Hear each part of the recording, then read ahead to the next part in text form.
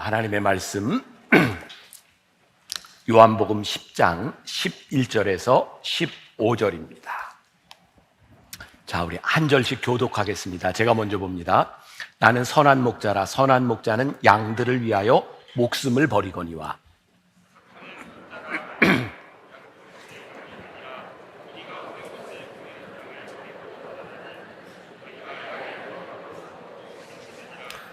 달아나는 것은 그가 싹꾼인 까닭에 양을 돌보지 아니함이라.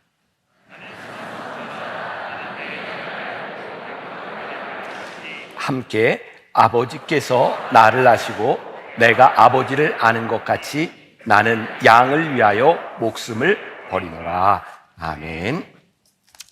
자, 우리가 이번 한 주간 또 지지난주 말씀부터 이 성품에 대한 이야기를 나누었어요. 나는 어떤 그리스도인이면 좋겠는가? 오늘 제가 요 변화산의 결론으로 택한 말씀이 우리들 모두에게 그런 소원이 있지 않을까? 나는 예수님을 닮아가는 사람이 되었으면 좋겠다. 우리가 예수님을 믿는다고 하는 것, 우리 예수님의 성품을 닮아가고자 하는 사람들이죠. 그런데 오늘 그 예수님의 성품 가운데 저는 온유라고 하는 것을 한번 택해 보았어요.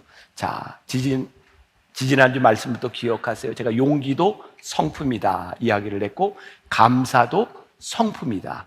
감사하는 사람이 용기 있는 삶을 살아간다. 그리고 믿음도 성품이다. 우리의 신앙은, 우리의 영성은 훈련되는 것이다. 이런 이야기를 했어요. 맞죠? 기억하고 있는 거죠? 네, 그래요. 자, 오늘은 예수님처럼 온유하게, 이런 제목으로 말씀을 나누려고 해요. 오늘 본문 말씀이 우리들에게 주는 교훈은 무엇일까요? 우리는 오늘 본문 말씀에서 어떤 예수님의 성품을 배울 수 있을까요? 여기 요한복음 10장 12절에 보니까 싹꾼은 이라는 말이 등장해. 예수님은 선한 목자와 싹꾼 목자를 비교해서 말씀하고 있어요. 예수님은 선한 목자인데 예수님과 다른 싹꾼 목자가 있다. 싹꾼 목자는 뭐라고 되어 있어요? 양도 제 양이 아니라 이리가 오는 것을 보면 양을 버리고 달아나라니 이리가 양을 물어가고 또 해치느니라. 그러니까 이 목자가 있는데, 선한 목자와 싹꾼 목자가 있는데 평시에는 잘 모르는 거예요. 근데 언제 그게 드러나요? 이리가 올 때면 선한 목자는 양을 위해서 목숨을 버린다. 근데 싹꾼 목자는 도망간다는 거예요. 싹꾼은 절대로 자기가 손해보는 일을 하지 않습니다. 결정적인 순간에 양을 위하여 목숨을 걸고 싸우지 않습니다. 근데 예수님께서 오늘 우리들에게 보여주고 싶은 그 모습이 뭐였냐면 선한 목자의 모습이었어요. 그래서 싹꾼 목자를 다른 말로 이야기하면 위선적인 목자다, 이렇게 말을 했어요. 여러분, 위선이라는 게 뭐예요? 여기에서는 이런 모습을 보이고 있는데 다른 데서는 다른 모습을 보이고 있는 거예요. 세상 사람들이 그리스도인을 향해서 제일 많이 하는 말 가운데 하나가 위선이라는 말이에요. 저런 위선자들. 어떤 모습? 이렇게 새벽에 나와서 예배드리는 모습이 결정적인 우리들의 삶의 한가운데서 이 예배자의 모습으로, 신앙인의 모습으로 나타나지 않는 거예요. 결정적인 순간에 우리들이 목숨을 걸지 않는 거예요. 선한 목자는 결정적인 순간에 양을 위하여, 결정적인 일을 위하여 목숨을 거는 사람. 이 목숨을 걸 수 있는 이 온유의 성품은 이 사랑이라고 한 말과도 이제 관계가 있어요. 제가 오늘 설명을 하게 될 거예요. 자, 여러분들에게 이제 이런 질문을 드려요. 혹시 우리는 크리스천이라고 하는 것을 드러내기 위해서 사랑하고 있지 않는가?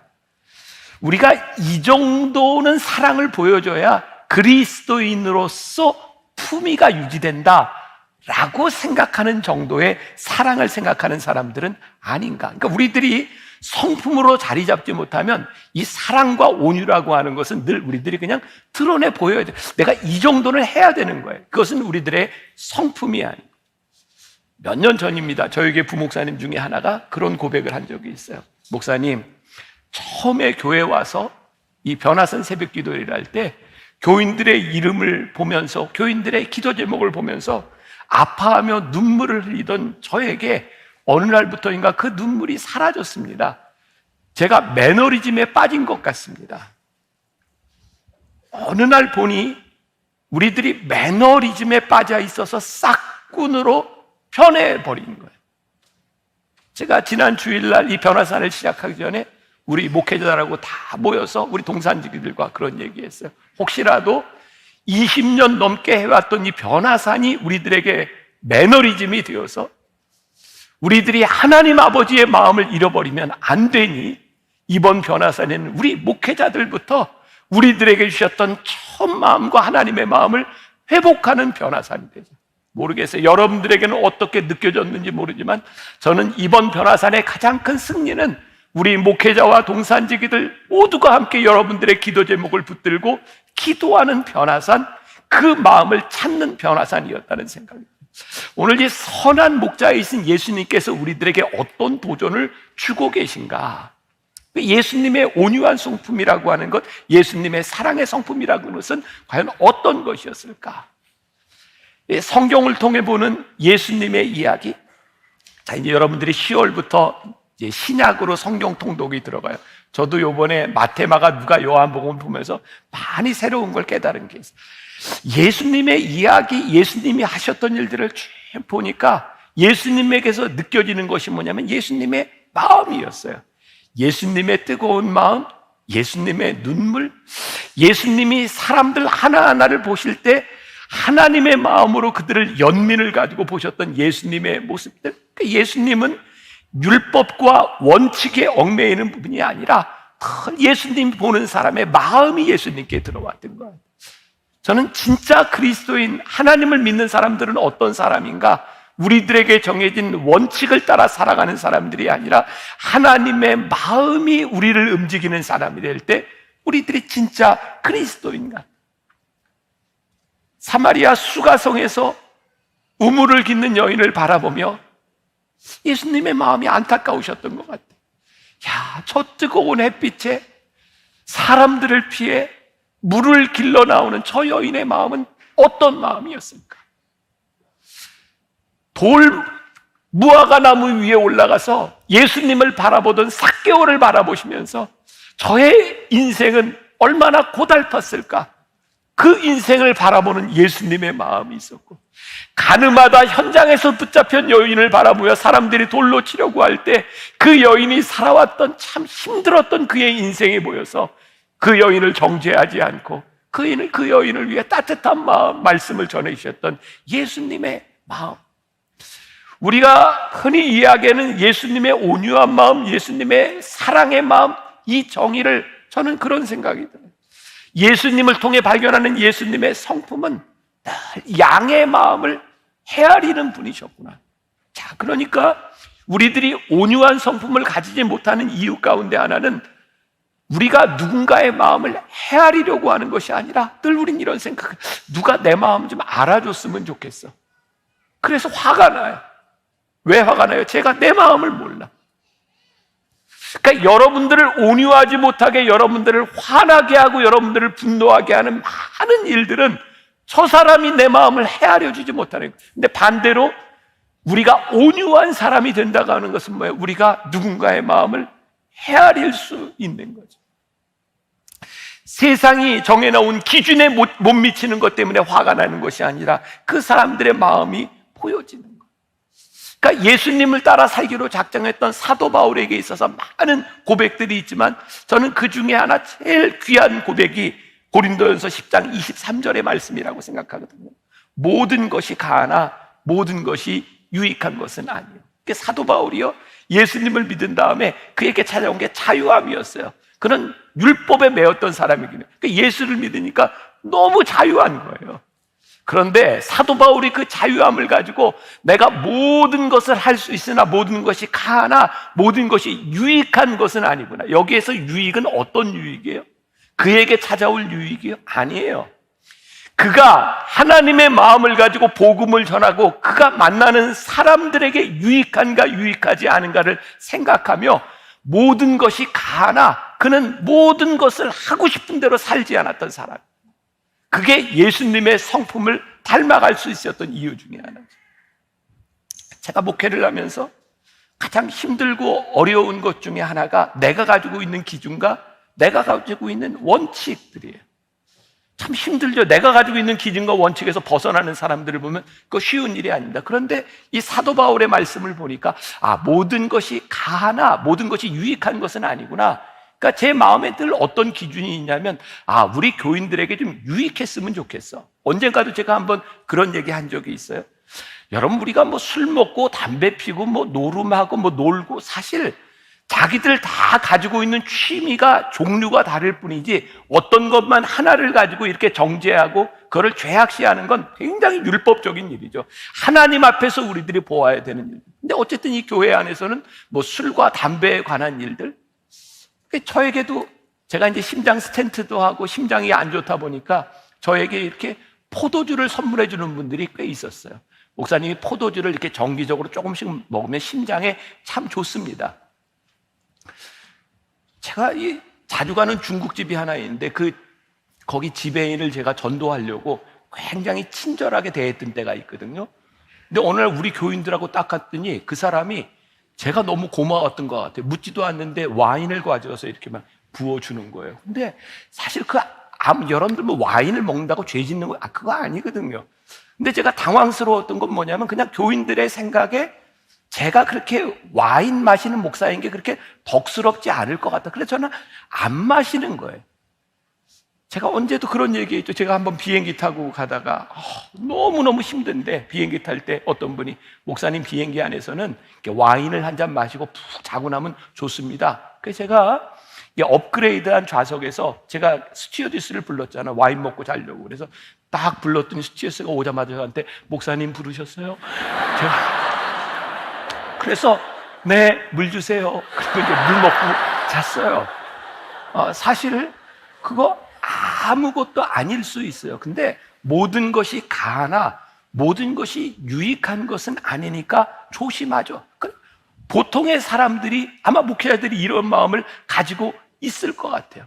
교인들을 배려할 수 있을 것 같아요. 근데 저에게 부딪혔던 말씀은 뭐냐면, 그래, 그 정도 배려하는 일이 그렇게 큰 일은 아니지만 결정적인 순간에 내 삶에 피해가 가고 내가 목숨을 내놓아야 되는 그 순간에도 내가 양들을 생각하며 목숨을 버릴 수 있냐? 내가 어느 정도 배려하며 누군가를 위해서 살 수 있어요. 내 원칙 조금 내려놓을 수 있어요. 그런데 오늘 주님께서 우리들에게 주시는 도전은 내 인생에 피해가 가고 내 목숨을 내놓아도 되는 그 순간에 내가 그런 선한 목자로 살아갈 수 있느냐는. 예수님께서 마태복음 11장 29절에서 이렇게 말씀하셨어요. 나는 마음이 온유하고 겸손하니 나의 멍에를 베고 내게 배우라. 그리하면 너희 마음이 쉼을 얻으리라. 우리가 배워야 될 예수님의 성품 중에 하나가 이 온유한 마음인데, 이 마음을 배우면 너희들이 쉼을 얻을 수 있다고 말씀하고 있어요. 누가복음 10장에는요 선한 사마리아인의 비유가 있어요. 우리가 잘 알고 있는 강도 만난 자에 누가 이웃이 되었느냐? 제사장, 레위인, 그리고 사마리아인. 사실 레위인과 제사장은 나쁜 사람은 아니죠. 그들은 단지 온유한 성품, 긍휼한 성품이 있었던 것이 아니라 일 중심적인 사람이었던 거예요. 그래서 그들은 강도를 만났을 때 내가 지금 제사 드려야 되는 일들, 그 일 중심의 삶을 살았던 거죠. 근데 예수님은 우리들에게 그런 도전을 계속 주시는 거예요. 그래, 일이 참 중요한데 너희들이 나에게 배웠으면 하는 성품이 있는데, 그것은 온유한 성품인데 하나님 아버지의 마음으로 누군가를 바라볼 수 있는 마음이 있었으면 좋겠다. 제가 목회를 하면서 아마 여러분들도 똑같을 것 같아요. 일이 돼야 되는데, 그 일이 참 중요한데 그 일을 아는 사람들을 바라보는 마음, 이것 사이에서 우리는 늘 갈등할 때가 많이 있는 거예요. 그런데 오늘 우리들에게 도전을 주시는 이유는 우리들이 살아가는 일상 가운데서 온유한 성품이라고 하는 것은 하나님의 눈으로 세상을 보라는 거예요. 어떤 분이요, 저희 교회 이 방송 설교를 보고 저에게 편지를 보냈어요. 이런 편지 내용이었어요. 목사님, 부탁입니다. 교회에서 돈 없는 사람이 대우를 받는 그런 교회가 되었으면 좋겠습니다. 교회에서 열심히 봉사하다가도 돈이 없으면 버리는 경우가 있습니다. 이게 마음이 아픈 거예요. 교회가 왜 교인들에게, 사람들에게 이렇게 비추어져서 교회는 일을 하기 위해서 돈이 필요하다고, 교회는 일이 필요하다고, 사람이 필요하다고 하면서 진정 그 마음의 영혼과 마음을 바라볼 수 있는 하나님 아버지의 마음을 잃어버린 것은 아닌가. 그러니까 오늘 우리들이 배워야 될 예수님의 온유한 성품 가운데 정말 중요한 것이 있는데, 선한 목자, 양을 바라보는 아버지의 마음을 가질 수 있는 사람이 되었으면 좋겠다. 그리고 또 하나의 온유함과 더불어서 예수님이 가지고 있었던 사랑의 성품은, 이 온유함이 엄한 사랑의 성품으로 나타나고 있다는 거예요. 제가 목회를 하면서 늘 깨닫게 되는 거예요. 이 사랑이라고 하는 것은 그냥 한없이 이렇게 제너러스하게 모든 것을 용납하는 것이 사랑이 아니라, 그 사랑의 중요한 측면이 하나 있는데, 그것은 엄한 사랑이다. 그러니까 우리들이 수수방관하는 것은 그것이 진정한 사랑이 아니라 온유한 사랑과 더불어서 엄한 사랑이 우리들에게 있어야 한다. 우리 모두가 고민하는 거죠. 저를 비롯해서 여러분들 모두에게 화를 내야 되는 순간들이 얼마나 많이 있습니까? 여러분, 화가 나는 것은 전혀 잘못된 게 아닙니다. 근데 중요한 것은 어떻게 화를 내느냐에 대한 부분이죠. 그러니까 저는 늘 그런 생각을 하는 거예요. 화가 날 때 이것이 내가 감정에 치우쳐서 내는 화인가, 아니면 내 마음속에 하나님의 마음으로 거룩하게 일어나는 화인가. 그러니까 예수님께서 나에게 온유를 배우라라고 말씀하셨지만, 예수님의 온유는 그냥 모든 것들을 다 내버려두는 그런 온유가 아니었던 거예요. 엄한 사랑의 표현을 하면 상대방의 마음을 상하게 할 수도 있고 아프게 할 수도 있어요. 부모가 자식을 혼내면 자식이 그것으로 인하여 마음 상할 수 있어요. 그런데 더 힘든 건 뭔지 아세요? 내가 혼내서 그 자식이, 그 사람이 화를 내는 것보다 그 마음 상하는 것을 보는 내 마음이 더 힘들어요. 우리가 왜 화를 안 내요? 우리들이 관계 속에서 우리들이 왜 자꾸 움츠러들고 방관하게 돼요? 관계가 틀어지는 것을 원치 않으니까, 나 때문에, 내가 화내는 것 때문에 저 사람이 힘들어하는 것을 원치 않으니까. 예수님이 우리들에게 보여주셨던 겸손과 사랑은 그런 방관과 뒤로 물러남이 아니에요. 자, 여러분들의 삶에도 한번 적용해보세요. 저는 목회에서 제일 힘든 게 뭐냐면 혼내는 거예요.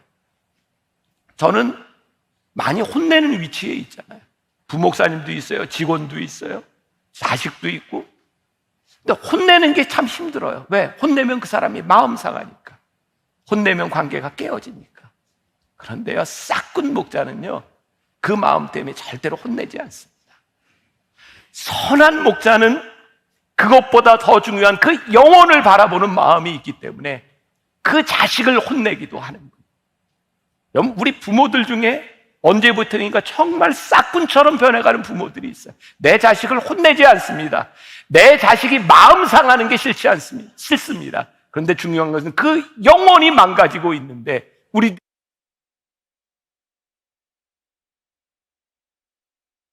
을 위하여 목숨을 버리는데, 그 온유함이라고 하는 것은 한없는 사랑과 더불어서 그 양을 너무 사랑하기 때문에 엄한 사랑이 그 안에 있을 때 선한 목자가 되는 거예요. 시편 23편에 여호와는 나의 목자시니, 이게 얼마나 아름다운 노래. 다윗이요, 야, 그가 나를 푸른 초장으로 인도하시며, 그런데 내가 사망의 음침한 골짜기를 다닐지라도 두려워하지 않을 것은 그의 막대기와 지팡이가 나를 안위하시나이다. 여기서 안위하시나이다가 영어로요, comfort me, 나를 comfort, 위로해주고 안위해주세요. 근데 뭐가요? 그의 지팡이와 막대기가. 제가 설교 시간에 여러 번 얘기했죠. 지팡이와 막대기가 뭐예요? 적을 위해서 나를 지켜주는 역할도 하지만, 지팡이는 구부러져 있어서 양이 잘못된 길을 갈 때 양의 다리를 걸어서 넘어뜨리는 거예요. 때로 양의 다리가 무너지는 거예요. 내가 사망의 음침한 골짜기라도 내가 해를 두려워하지 않을 것은 여호와 하나님이 나의 목자가 되심인데, 그분이 나를 안위하세요. 뭐로? 악한 적에서부터 나를 보호하시는 막대기뿐만 아니라 내가 잘못된 길로 갈 때 내 다리를 걸어 넘어뜨리는 그 지팡이, 그것을 통해서 내가 comfort me, 그게 나를 안위하신다고 고백하고 있어요. 그러니까 오늘 우리들이 예수님이 닮아야 되는 이 귀한 성품 가운데 하나님 이 세상에 살아가면서 하나님 아버지의 마음으로 볼 수 있는 긍휼한 마음도 저희에게 주시고, 이 세상의 잘못된 일들, 불의한 일들에 대하여 우리들의 수수방관하는 것이 아니라 그 영혼을 바라보는 그 마음을 가지고 엄격한 사랑도 가지게 하여 주옵소서. 이건 사꾼 목자가 흉내낼 수 없는 일이라는 거예요. 우리들이 엄한 사랑을 하는 것은 내 마음을 아프게 할 수 있다는 거예요. 그런데 이 엄격한 사랑이 우리들 가운데 있어야 된다는 말씀. 여러분, 세브란스 병원의 의사죠, 임요한 선생님 들어보실 그 부모님들이 선교사님이죠. 전라도에서 사역을 하는 선교사님, 그분이 한번 이야기하는데 굉장히 인상적이었던 게 있어요. 아버지 어머니가 그 옛날 우리나라의 의료 환경이 굉장히 열악할 때 그 전라도에서 결핵 환자들을 위해서 그렇게 사역하는데 그 엄마 아버지를 이해할 수가 없었대요. 한국 사람들한테 욕을 먹는 거 너무 싫었대요. 막 결핵 환자들이요, 막 가래를 꽉 뱉고 부모님을 욕하고 가는데, 그 욕하는 이유 가운데 하나가 뭐냐면 이 임요한 선생님의 그 아버지 선교사님이 그 결핵 시설에 와가지고 규율을 지키지 않고 막 담배를 피고 침을 막 뱉고 이런 사람들 규율을 안 지키면 쫓아낸다는 거예요. 그럼 사람들이 나가면서 뭐 이런 선교사가 막 욕을 하고 가래를 뱉고 간다는 거예요. 근데 그 사람들이 다시 돌아오면 다 받아주는 거예요. 그런데 아버지가 그 우리 한국 사람들한테 욕을 먹는 그 모습이 이해가 되지를 않았다는 거예요. 왜 우리 아버지는 저렇게 사는가? 근데 저는 그 모습 가운데서 우리 그리스도인이 예수님을 닮아가야 되는 성품이 거기에 있다는 생각을, 엄한 사랑, 긍휼한 아버지의 마음. 에베소서 4장 25절에 보니까 그런즉 거짓을 버리고 각각 그 이웃과 더불어 참된 것을 말하라. 이는 우리가 서로 지체가 됨이니라. 무슨 말을 하라고요? 참된 것을 말하라는 거예요. 오늘 말씀이 굉장히 힘든 얘기입니다. 여러분들이 인생을 살아가면서 참 지키기 힘든 얘기입니다. 우리는 좋은 관계 맺고 싶은데, 저 사람하고 문제없이 살아가고 싶은데, 그래서 우리는 우리들 속에 있는 속마음을 이야기하지 않고 혼자 미워할 때도 많이 있어요. 근데 오늘 성경에 뭐라고 해요? 너희들 참된 것을 말해라. 왜? 그게 너희들이 지체임이라 라는 말을 합니다. 오늘 말씀을 제가 묵상하면서도 제 속에서 그런 회개가 듭니다. 하나님, 저는 참 교인을 혼내는 일을 참 못했던 것 같습니다. 전 진짜 잘 못 혼냈던 것 같아요. 왜? 그 사람 마음에 상처가 될까 봐. 근데 그게 사랑이 아니더라고요. 오늘 다시 한번 그런 결심을, 하나님, 제가 만나게 목회를 하는 동안 진짜 하나님 아버지의 마음으로 그 영혼을 바라보며 잘 혼낼 수 있는 목사가 되게 해주세요. 여러분들의 마음 가운데 내 지체를 위하여, 하나님의 자녀들을 위하여 내가 거짓을 말하지 아니하고 하나님의 마음으로 참된 것을 말할 수 있는 사람이 되게 하여 주옵소서. 그래서 여러분들의 인생에 후회가 없었으면 좋겠다. 내가 저 친구를 위해서 그때 그런 말을 해줬더라면, 내가 그 친구를 진짜 사랑하는 마음으로 그 이야기를 해줬더라면, 내가 장성한 자녀를 바라보며 그놈 어렸을 때 내가 이렇게 가르쳤어야 되는데 내가 그렇게 하지 못한 것이 내 인생에 후회스럽구나. 그런 일들이 우리들에게 없었으면 좋겠다. 다시 한번 이야기해요. 여기에서 이 거룩한 분노라고 하는 것은 내 속에 이기지 못한 것이 아니라 하나님 아버지의 마음으로 우리들에게 주시는 그 마음으로 인하여 우리들이 할 수 있는 거죠.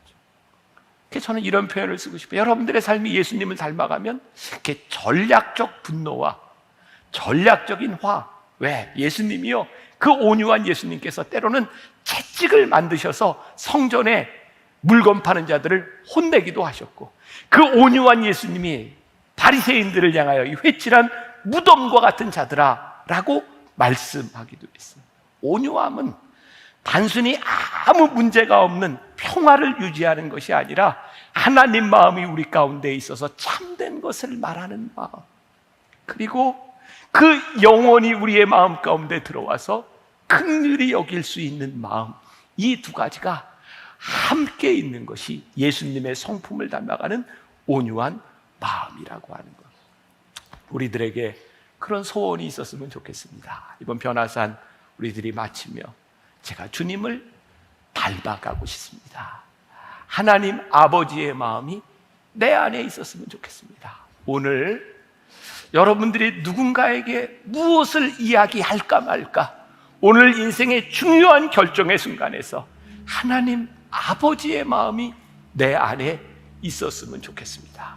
주님의 온유함이 내 안에 있고 주님의 엄격한 사랑이 내 안에 있고, 이 마음이 우리들의 삶의 훈련이 되어서 우리들의 성품이 되었으면 좋겠습니다.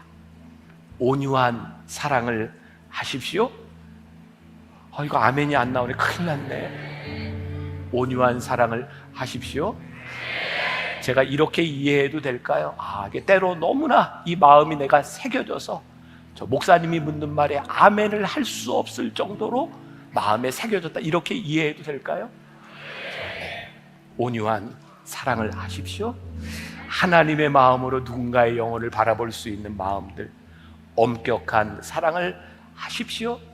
생명을 사랑하는 목자의 마음으로 이 온유함과 엄격함이 여러분들 마음속에 살아있는 이 주님의 성품을 닮아가는 저와 여러분들이 되시기를 주님의 이름으로 간절히 축원합니다.